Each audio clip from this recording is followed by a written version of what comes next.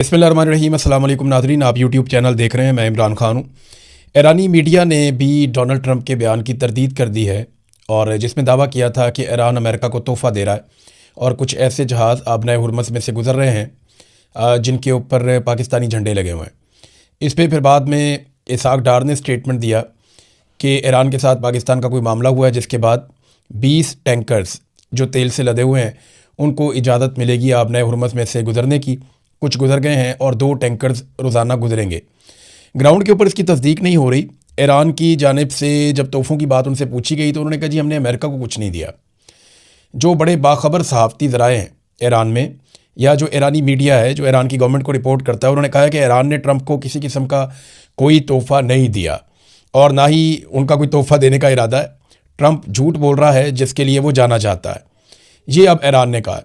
अब दूसरा एक जो बड़ा सवाल है वो ये पैदा होता है कि अमेरिका और पाकिस्तान का दावा है कि सिर्फ पाकिस्तानी झंडों वाले टैंकर्स आबनाए हुर्मुज़ में से गुजर रहे हैं और उसकी इजाज़त है, जबकि ईरान का दावा है कि कोई भी ऑयल टैंकर अमेरिका को तोहफ़ातन नहीं दिया गया और देने की ज़रूरत भी नहीं है, क्योंकि अमेरिका के पास तो अपना बहुत ऑयल है।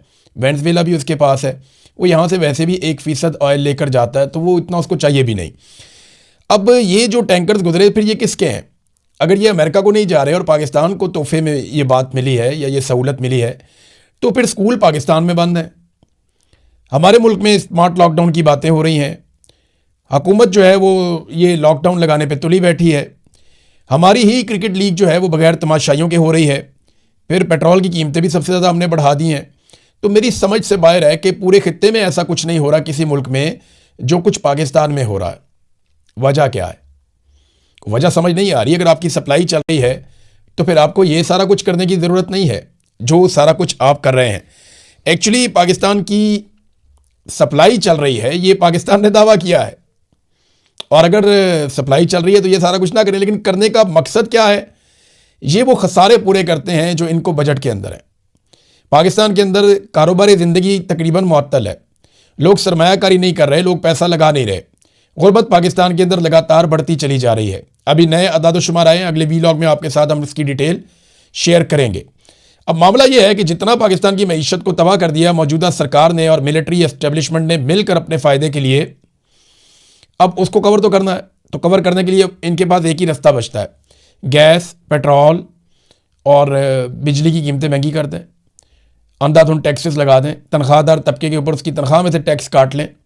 तो यही उनके पास एक तरीका है जिससे वो 4 पैसे जमा करके अपनी हुकूमत बचाने की कोशिश करते हैं, या पाकिस्तान को डिफ़ॉल्ट से बचाने के लिए सारा बोझ पाकिस्तानी शहरियों पर ही डाल देते हैं। दुनिया में सबसे ज़्यादा जो हमायत है ईरान की, एक सर्वे आया उसके मुताबिक सबसे ज़्यादा जिस मुल्क में ईरान की हमायत है इस लड़ाई के दौरान वो पाकिस्तान है। 82% हमायत पाकिस्तान में है। सऊदी अरब में भी मुखालफत से ज़्यादा हमायत है। इसी तरह जो कीनिया है, तुर्की है, मिस्र है, बाकी ममालिक में भी काफ़ी हमायत मौजूद है ईरान के लोगों की या ईरान की हुकूमत की या ईरान की इस लड़ाई में इसराइल के मुकाबले में। लेकिन पाकिस्तान में ये हमायत दुनिया में सबसे ज़्यादा है, यानी 82% पाकिस्तानी ये समझते हैं कि वो ईरान के साथ खड़े हैं। अच्छा, बाकी बीच में ज़्यादा वो हैं जो इसके ऊपर राय नहीं दे रहे, और बहुत थोड़े से बिल्कुल ना होने के बराबर ऐसे भी हैं जो ये कहते हैं कि जी इसराइल के साथ हैं। है तादाद थोड़े बहुत ऐसे भी होते हैं हर जगह पे। क्या ईरान और अमेरिका के बीच में जो सालिसी का किरदार पाकिस्तान अदा कर रहा है इसको किसी जानिब से तस्लीम किया जा रहा है? अमेरिका ने ये स्टेटमेंट दिया कि उसको कोई ऑफिशियल स्टेटमेंट ना समझा जाए पाकिस्तान में जो बातचीत हो रही है, यानी अमेरिका का ऑफिशियल मौक़िफ़ अलग होगा। ईरान ने इसके ऊपर क्या कहा ये आपको यहाँ से पता चल जाएगा। ये फॉरेन मिनिस्ट्री के जो तर्जुमान हैं ईरान के, उन्होंने स्टेटमेंट दिया कि अमेरिका की जो तजावीज़ हैं जो ईरान तक पहुंचाई गई हैं, या उसके जो मुतालबात हैं 15 जो ईरान तक पहुंचाए गए हैं, वो बड़े एक्सेसिव हैं और अनरीज़नेबल हैं, गैर माकूल किस्म के हैं, उनके ऊपर अमल नहीं हो सकता। फिर उन्होंने एक और जुमला बोला, Iran is not involved in Pakistan led meetings. ये पाकिस्तान जिन मीटिंग्स का या जिन इजलासों में शिरकत कर रहा है, जो चीज़ें कर रहा है, ईरान उसके अंदर इन्वॉल्व नहीं है। ये ईरानी वज़ारत ख़ारजा के तर्जुमान ने यह बयान देकर मामला काफ़ी क्लियर कर दिया। वाइट हाउस में एक सवाल किया गया ट्रंप एडमिनिस्ट्रेशन से, तो जो तर्जुमान है उन्होंने उसका जवाब भी दिया। ये पूछा गया कि इतना पैसा अमेरिका लगा रहा है इस लड़ाई के अंदर, ये पैसा कौन रिकवर करेगा, कहाँ से रिकवर होगा, आप किससे मांगेंगे, अरबों से मांगेंगे। तो उन्होंने कहा जी बिल्कुल ये पैसा अरबों से डोनाल्ड ट्रंप मांगेंगे, ये अखराजात जो जंग के ऊपर हो रहे हैं। देखिए लड़ाई जो है वो इसराइल की है, ये तो अमेरिका के अंदर भी लोग कहते हैं कि इसराइल की जंग में अमेरिका उतरा हुआ है। लड़ाई इसराइल की है, लड़ इस वक्त अमेरिका रहा है, नुकसान हो रहा है अरब ममालिक का, और जंग का खर्चा भी अरब ही उठाएं।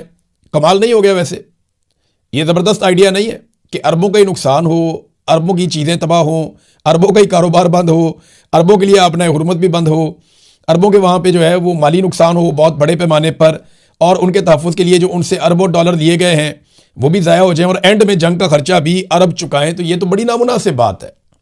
और लड़ाई का जो बेनिफिशरी है वो इसराइल है, यानी फ़ायदा तो उसी को होगा ना अगर ईरान सरगर्म हो जाता है और कंट्रोल में आ जाता है, जैसा कि अब कुछ ये दावे किए जा रहे हैं। मैंने आपको बताया था कि अक़वाम मुत्तहिदा के एक सफ़ीर मोहम्मद सफ़ा ने ये कहते हुए रिज़ाइन किया कि उसके पास ये इन्फॉर्मेशन है, और कुछ दीगर लोग भी ये दावा कर रहे हैं कि उनके पास भी ये मालूमात हैं कि दुनिया बड़ी खौफनाक लड़ाई की तरफ जाने वाली है अगर आने वाले दिनों में जल्द ये जंगबंदी ना हुई तो अगर एटमी हमले वाली बात सोची गई है या किसी जगह पे डिस्कस की गई है जिसके ऊपर अक़वाम मुत्तहिदा के कान खड़े हुए हैं, उनको ये इन्फॉर्मेशन पहुंचाई गई कि आप अपनी तैयारी कर लें कि एटमी धमाके के बाद आपने किस किस्म का रद्दअमल देना और कौन कौन सी चीज़ें कहाँ कहाँ पर मैनेज करनी है, जिस पे उस सफ़ीर ने अक़वाम मुत्तहिदा से रिज़ाइन किया और अपने आप को अलग किया इस सारे मामले से, और इंसानियत के लिए उसने अपील की पूरी दुनिया से कि इस सिलसिले को रोका जाए, इससे बचा जाए। देखिए अगर ये मामला यहाँ तक चला गया है तो पूरी दुनिया ख़तरे में है। देखिए अगर एक दफ़ा ये शुरू हो गया ना, तो पहले सिर्फ अमेरिका के पास एटम बम होता था, अब दुनिया के बहुत सारे मुल्कों के पास है। शुमाली कोरिया के पास है, पाकिस्तान के पास है, इंडिया के पास है, फ्रांस के पास है, बरतानिया के पास है, रूस के पास है, चीन के पास है, इसराइल के पास है, अमेरिका के पास है, और ममालिक के पास है। तो अब एटम बम सिर्फ अकेला जो है वो अमेरिका के पास नहीं है। अगर इस मरतबा ऐसा कुछ किया गया तो लड़ाई भड़क तो जाएगी, लेकिन ख़त्म कैसे होगी? अमेरिका के इत्तेहादी जो हैं वो एक एक करके दूर हटते जा रहे हैं, जो मेन इत्तेहादी हमेशा से अमेरिका के साथ रहे। मिसाल के तौर पे पहले अमेरिका ने कहा कि फ़िज़ाई हमलों में हमारे साथ चलो, नेटो ने, इत्तेहादियों ने इनकार कर दिया, वो नहीं आए। फिर अमेरिका ने कहा कि आबनाए हुर्मुज़ को खुलवाना है, हमारे साथ चलो, हम आपका इंतज़ार कर रहे हैं, आओ उसको खुलवाते हैं, तो इत्तेहादी फिर नहीं आए। और अब अमेरिका ने जब ज़मीनी लड़ाई का फ़ैसला किया, कोई 50,000 से ज़्यादा फ़ौजी उन्होंने खलीजी ममालिक में पहुँचा दिए हैं।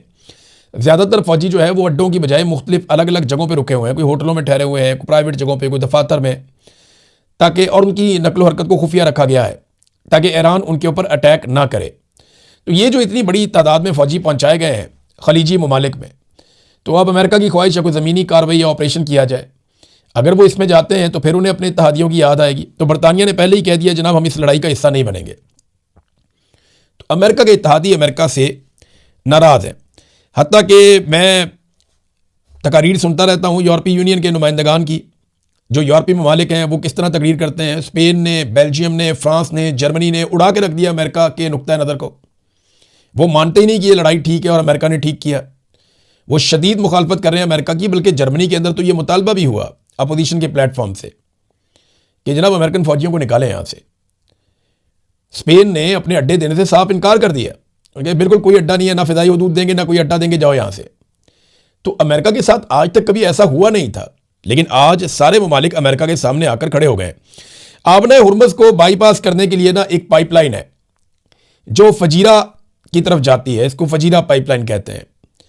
अब इस पाइपलाइन के जरिए से मुतबादिल रास्ता लिया जा रहा था कि आबनाए हुर्मुज़ को बाईपास करते हैं, पर्दी तरफ से तेल निकालेंगे। इस पाइपलाइन पे 2 जगह हमला हुआ है, ये पाइपलाइन आग की जद में आ गई है। तो अब अगर ये ईरान ने किया है तो ईरान तेल ले जाने के दूसरे रास्ते भी बंद कर रहा है। लेकिन समंदर से रास्ता बंद करना ज़रा मुश्किल होता है, पाइपलाइन को तबाह करना तो मसला ही कोई नहीं है। जब आपकी पाइपलाइन सैकड़ों किलोमीटर पे जा रही है तो आप कहीं पे भी धमाका कर सकते हैं, मिसाइल या ड्रोन मार सकते हैं। तो पाइपलाइन आप उड़ा दें, उसके बाद सप्लाई बंद हो जाएगी फौरी तौर पे, ऐसा ही होता है। तो अगर ये ईरान ने किया है तो पता चल जाएगा, और अगर किसी और ने किया है, क्योंकि कुवैत के अंदर मैंने आपको बताया था पिछले व्लॉग में, वाटर सैलिनेशन प्लांट के ऊपर हमला हुआ। कुवैत अपना पीने का जो पानी है उसका लगभग 90% वो हासिल करता है समंदर के पानी को साफ करके सैलिनेशन पॉइंट के ज़रिए से। तो उसके ऊपर एक हमला हुआ था, और अब दावा किया जा रहा है कि वो हमला ईरान ने नहीं किया बल्कि इसराइल ने किया है। और ये दावा भी ईरान की जानिब से किया गया कि हमने ऐसा कोई हमला नहीं किया है। नाज़रीन, इराक़ची डॉक्टर अब्बास इराक़ची जो वज़ीर ख़ारजा हैं ईरान के, उन्होंने अरब ममालिक के लिए एक स्टेटमेंट जारी किया, ख़ास तौर पे सऊदी अरब के लिए। उन्होंने कहा जी कि ईरान बड़ी इज्जत करता है सऊदी अरब की किंगडम की, रियासत सऊदी अरब की बहुत इज्जत करता है ईरान, और उन्हें बिल्कुल अपना भाई समझता है इस कौम को। ये ईरान ने स्टेटमेंट दिया। अब वो ये कह रहे हैं कि हम जो ऑपरेशंस कर रहे हैं, वो जो जारहाना अमल लेकर यहां पे दुश्मन आए हैं, हम उनके ऊपर अटैक कर रहे हैं जो हमारे लिए ज़रूरी है, और ये दुश्मन अरबों के और ईरानियों के मुश्तरका दुश्मन है, और ये हमें कोई सिक्योरिटी फराहम नहीं कर सकते, ये भी उन्होंने कहा। और आप देखिए कि हमने उनके साथ क्या किया और उनकी फजाई ताकत का क्या हाल किया। ये कहते हुए उन्होंने ट्वीट के नीचे फोटो भी लगा दिया। जो अमरीकी तैयारे तबाह किए हैं ईरान ने यूनाइटेड स्टेट्स एयरफोर्स के सऊदी अरब के अंदर। साथ इराकची ने कहा कि देखिए हम बड़ी इज्जत करते हैं सऊदी अरब की, हमें बहुत प्यार है, हमारे भाई हैं, हम सिर्फ दुश्मनों को मार रहे हैं जो हमारे और अरबों के मुश्तरका दुश्मन है, ये हमारी हिफाजत नहीं कर सकते। और साथ ही उन्होंने एंड में ये तस्वीर लगाई और ये कहा कि high time to eject United States forces, कि ये बेहतरीन वक्त है कि यहां से अमरीकी अफवाज को निकाल दिया जाए खित्ते में से। ये इराकची ने एक मुतालबा किया है और एक पैगाम दिया है। नाज़रीन, ईरानी हैकर्स ने इसराइल के कुछ सीसीटीवी कैमरास जो हैं उनको हैक कर लिया था, और हैक करने की जो वजह समझ आ रही है, ये वॉल स्ट्रीट जर्नल ने यह खबर दी है, और इसराइल के अंदर से सोर्सेज के हवाले से उन्होंने ये खबर देते हुए बताया कि ईरान के जो हैकर्स हैं उन्होंने इसराइल के अंदर तबाही के सबूत इकट्ठे करने के लिए वहाँ के कैमरास को हैक किया। क्योंकि इसराइल देखे ना, चीज़ें सामने आने नहीं दे रहा, वो बताते ही नहीं है, कोई रिपोर्ट करता है उसको उठाकर जेल में डाल देते हैं। तो इसराइलियों की पॉलिसी बहुत सख्त है, उन्होंने सेंसरशिप लगाई हुई है कि जंग में होने वाले नुकसानात, लाशें, जख्मी वो बिल्कुल नहीं दिखाने। इससे खौफ फैलता है इसराइल के अंदर। तो अब इसराइल के अंदर नुकसान कैसे दिखाया जाए, तो ईरान ने वहाँ पे अपने हैकर्स के जरिए से कैमरों को हैक किया, और ये 50 के करीब सिक्योरिटी कैमरे हैक किए गए, जिनके ज़रिए से वॉल स्ट्रीट जर्नल की खबर के मुताबिक ईरान ने वो फुटेज हासिल की है जिसमें इसराइल में होने वाली तबाही को दिखाया जा सकता है। ब्लूमबर्ग की एक खबर है, ये भी अमेरिकन मीडिया है, और इसकी खबर के मुताबिक ईरान की पार्लियामेंट ने आबनाए हुर्मुज़ पर टैक्स के नफाज का बिल मंजूर कर दिया है। यानी अब कानूनी और आईनी तौर पर ईरान आबनाए हुर्मुज़ से टैक्स इकट्ठा कर सकता है। यानी अब वहाँ से जो बहरी जहाज या टैंकर्स गुजरेंगे वो ईरान की शराइत पे गुजरेंगे, और ईरान वहाँ से टैक्स भी इकट्ठा करेगा। ये अब उनकी पार्लियामान ने बाकायदा इस बिल की मंजूरी दे दी है। नाज़रीन, इस वक्त एक और बड़ी इंटरेस्टिंग खबर है। ईरान कुछ ऐसे मिसाइल इस्तेमाल कर रहा है जिनमें बारूद नहीं है, वो तबाही नहीं फैलाते, और ना वो कोई बहुत महंगे हैं, वो बहुत सस्ते मिसाइल्स हैं, और ईरान उन्हें सिर्फ इसलिए इस्तेमाल कर रहा है कि इंटरसेप्टर्स को ज़ाया किया जाए। वो अरब ममालिक में इसराइल के अंदर बहुत सारे ऐसे मिसाइल इस्तेमाल करता है जिनके अंदर कोई बड़ी सलाहियत नहीं होती, वो तबाही नहीं फेरते, लेकिन वो डिकॉयस का काम करते हैं। उनका काम है वो हवा में जाते हैं और वो दावत देते हैं इंटरसेप्टर्स को कि आओ आकर हमारे साथ टकराओ। तो बड़े महंगे इंटरसेप्टर्स जिनकी कीमत जो है वो $2 से $4 मिलियन तक है, वो बड़े महंगे इंटरसेप्टर्स हैं, $20 से $40 लाख का एक इंटरसेप्टर है। वो जाते हैं 3-3, 4-4 उड़ के जाकर उन मिसाइलों को निशाना बनाते हैं, और उन मिसाइलों की ना कोई कीमत है ना कोई औकात है, लेकिन वो महंगे तरीन इंटरसेप्टर्स को ज़ाया कर रहे हैं। ये ईरान की एक हिकमत अमली है लड़ाई में, जो अभी हाल ही में रिपोर्ट हुई है, और इसके ऊपर भी जो दिफाई माहिरीन है वो सर पकड़ के बैठ गए हैं कि ईरान ने दुनिया का लड़ने का तरीका ही तब्दील कर दिया। उसने सारी लड़ाई को ड्रोन्स पे और मिसाइलों पे शिफ्ट कर दिया। अब पूरी दुनिया को मिसाइल, इंटरसेप्टर्स और ड्रोन्स बनाने पड़ेंगे, और लड़ाई का जो पूरा का पूरा मैकेनिज्म है, पूरी पूरी साइंस है, वो तब्दील हो जाएगी ईरान की, अमेरिका की और इसराइल की इस लड़ाई के बाद। अमेरिका ने जो लड़ाई लड़ी है ये पिछली सदी वाली लड़ाई है। चाइना के जो माहिरीन हैं वो बार बार ये कहते रहे हैं कि अमेरिका के हथियार पुराने हैं और लड़ने का तरीका भी पुराना है, दुनिया आगे निकल गई है, वो इस सदी की लड़ाई को समझा ही नहीं है। आज तक अमेरिका ने सिर्फ अटैक किया है, वापस अमेरिका के ऊपर अटैक नहीं हुआ। अब जब अटैक वापस हुआ है तो अमेरिका को समझ आ रही है कि वाकई में पुरानी वॉर स्ट्रेटजीज अब काम नहीं करती। नाज़रीन, अमेरिका की बात हो रही है तो रशिया ने भी अमेरिका की मिथ तोड़ दी है। अमेरिका बहुत सारी जगहों से मार खा गया इस मरतबा। अमेरिका का एक रोब होता था, एक दबदबा होता था, वो अब नहीं है। डोनाल्ड ट्रंप ने क्या कहा था कि क्यूबा हमारी झोली में आकर गिरेगा, हम क्यूबा को मजबूर कर देंगे। डोनाल्ड ट्रंप ने यह भी कहा था कि मैं ईरान से फारिग हो जाऊं तो क्यूबा को फतह करूंगा और ये मेरी किस्मत में लिखा है। लेकिन क्यूबा के हालात इतने बुरे हो गए अमेरिकन पाबंदियों के बाद कि उनके अस्पतालों में जनरेटर चलाने के लिए भी फ्यूल मौजूद नहीं था और वहाँ पे बच्चे मर रहे थे। तो ऐसे में रशिया ने अपना एक तेल बरदार जहाज़ रवाना किया, बहुत बड़ा ऑयल टैंकर, उसमें 1 लाख टन रॉ तेल था। वो तेल उन्होंने रवाना किया, उसको स्क्वाड किया, उसको समंदर में पहुंचाया क्यूबा के करीब, और फिर वो अमेरिकी पानियों में से गुजरता हुआ क्यूबा तक पहुंच गया। और अब वो क्यूबा में लंगड़ंदाज होकर वहाँ पे तेल उतार रहा है। ये अमेरिका की मिथ तोड़ दी। रशिया डंके की चोट के ऊपर वहाँ पे घुसकर और क्यूबा को तेल पहुंचा रहा है इंसानियत के नाते। तो आज रशिया, चाइना या यूरोप वो अमेरिका को वैसे नहीं देखते, हत्ता कि ईरान भी वैसे नहीं देखता जैसा सब पहले देखते थे। और ये इसका क्रेडिट जाता है डोनाल्ड ट्रंप को कि डोनाल्ड ट्रंप ने ईरान पे हमला करके वो गलती कर दी, और ख़ास तौर पे उसमें आयतुल्लाह अली खामनाई को शहीद करके वो गलती कर दी कि एक पूरी कौम इनके गले पड़ गई और अब वो गले से उतरती नहीं है, वो छोड़ते ही नहीं है। नाज़रीन, पाकिस्तान के अंदर से एक अफसोसनाक खबर है, मैं चाहता हूँ इस पर ज़रूर मैं बात करूँ। उम्मे रुबाब, ये एक निहत्ती मासूम लड़की, इसके वालिद को, चचा को, दादा को कत्ल किया था वडेरों ने, बहुत ताकतवर लोगों ने। पीपल्स पार्टी के पार्लियामेंटेरियंस भी रहे हैं, वो अच्छे तगड़े लोग हैं वहाँ पे सिंध के। उन्होंने कत्ल किया था ज़ाती अनाद के ऊपर। ये लड़की 8 साल तक मुकदमात लड़ती रही, नंगे पैर अदालतों में आती रही। इस लड़की का इम्तिहान नहीं था, ये इम्तिहान था पाकिस्तान की अदलिया का। एक दिन ये चीफ जस्टिस की गाड़ी के आगे भी आई, साकिब निसार। उन्होंने यकीन दिलाया कि 2 महीने में इंसाफ होगा, नहीं हुआ। फिर यह कहा गया दहशतगर्दी का मुकदमा है, 3 महीने के अंदर हर हाल में इंसाफ होना चाहिए, नहीं हुआ। फिर दहशतगर्दी की अदालत ने कहा दहशतगर्दी तो हुई नहीं, दूसरी अदालत में चला गया मामला। ये निज़ाम इंसाफ का एक इम्तिहान था जिसमें पाकिस्तान का निज़ाम इंसाफ फेल हो गया। ये लड़की मुकदमात लड़ती रही, नंगे पैर अदालतों में आती रही, कभी कहीं एहतजाज करती थी, कभी कहीं बात करती थी।